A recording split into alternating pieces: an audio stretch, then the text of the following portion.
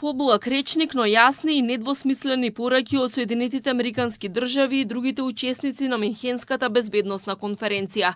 Вака премиерот Мицкоски ги оценува на политички план 3 дена кои ги помина во Минхен со македонската делегација. Заклучокот според него е дека САД и Европската унија, како и државите на ЕУ интегративниот пат, се партнери, но мора да се знае каде лежи одговорноста и обврските. Суштината е иста во смисла на тоа мора да се знае кој каква одговорност има и визави одговорноста, кој е тој кој што ги владее придобивките од таа одговорност. Тоа е суштината и на пораките од минатата година и на пораките од оваа година. Со таа разлика ќе повторам, што минатата година може би беа подиректни, но оваа година беа така помеки тие пораки. Заклучокот е дека Европа и Америка и Соединените Американски држави се партнери, се пријатели, но мора да се знае кој какви одговорности има во тоа партнерство и пријателство. Мицкоски е особено задоволен од тоа што САД ја признава Македонија како најголем партнер во овој дел на Европа. Доказ за тоа било и постигнувањето да се издействува заедничка изјава за реципрочна трговија која треба да прерасне и во договор.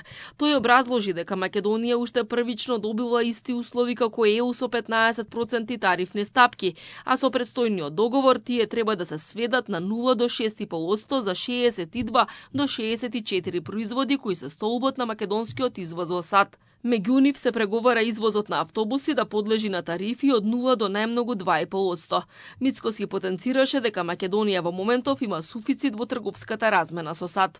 Се отвара можност за фармацеутската индустрија, за земјоделските производи, за другиот тип на напредна технологија која што се произведува кај нас во Македонија, а има такви производители, но на кое што за мене најважно е пораката која што стига од таму. Пораката која што директно доаѓа од Вашингтон, која што вели наш најголем партнер во овој дел од Европа е оваа мала земја во срцето на Балкан. Мицкоски во Минхен оствари средби со политички лидери, меѓу кои председателот на Европскиот совет Антонио Кошта и холандскиот премиер Дик Схов.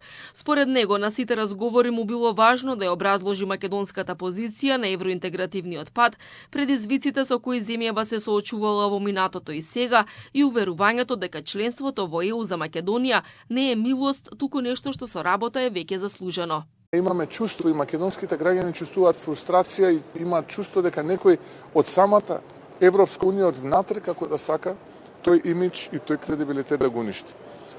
И ние ќе се бориме. Тоа е целта на оваа вода. Секаде каде што идеме ќе се бориме и ќе зборуваме македонската приказна. Таа е тажна, таа е полна со предизвици. Но секогаш да знаете дека Македонија победува, така ќе биде во овој случај. Македонската делегација во Минхен оствари клучни средби со челниците на веќе присутните компании во Македонија, Шварц Груп, кој го отвара ланецот Lidl, и телекомуникацијската компанија 4iG. Со двете компании кои работат и во други сфери било разговарано за проширување на инвестициите во земјава. Инаку Мицкоски вчера на маргините на конференцијата се сретна и со украинскиот председател Володимир Зеленски. Двајцата лидери разговарале за актуелните безбедносни предизвици во Европа, за потребата од единство и солидарност и за праведен мир. Тема на интерес било и продлабочувањето на економската соработка, размена и поддршка во процесите за напредок на двете земји.